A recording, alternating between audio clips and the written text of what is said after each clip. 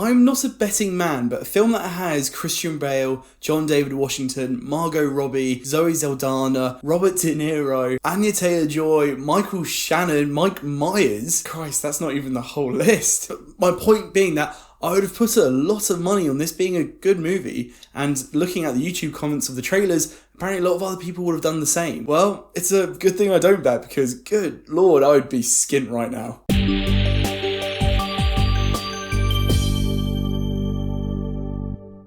Amsterdam. Damn, what the fuck happened with this? Alright, let's try and unpack this. In the 1930s, three friends witness a murder, are blamed for it, and uncover one of the most outrageous plots in American history. And that was the IMDb blurb for the film, because honestly, I really struggled to follow this film. I try not to make a point of just plainly bashing a film. These are crafts which hundreds of people have devoted huge chunks of their time into, and I always want to find the good in everything. But something went really wrong here, and this is just a really valuable lesson that star power alone doesn't make a movie work. This feels like one of those bad Netflix movies where all of the budget and thought power went behind just picking the cast itself and not much into the rest of the film. I want to describe this film in one of two ways. Either that all of these actors were contractually obligated to make this as a payoff for doing one of their passion projects somewhere else, or that all these guys really thought they were going to be in a different sort of movie. And it's really hard to tell which one's the right answer because the editing is so fucking bad that you can't get a grasp on anything. Imagine someone is telling you a story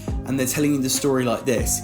Man walks into bar, man buys drink, man meets girl says she's in danger, girl gets killed, man finds third man gets angry, man run away. This was the theatrical equivalent of that. It honestly just felt like everyone was just reading their lines. There was no breathing spaces between sentences, it was all tell, don't show. It was just very jarring. And honestly, John David Washington just looked like he hated every scene he was in. Something must have happened behind scenes to make it go the way it did, and I would be fascinated to know what happened. I genuinely don't know if this wanted to be a comedy. It was certainly trying to be a mystery film, and maybe on that premise alone, that plot point could have been interesting. And we get 20 minutes or so of the setup to the problem, and then all of a sudden the film throws us this massive curveball, and we're narrated into a flashback that lasts at least an hour. And don't get me wrong, there must have been passion in here because the costumes were great, the set designs were awesome, the makeup and all the war veterans looked incredible, and Christian Bale generally looked like he was trying to act himself into a different movie. This is, at best, something that you would find on streaming services. You'd wait for it to come online, and then within the first 20 minutes or so,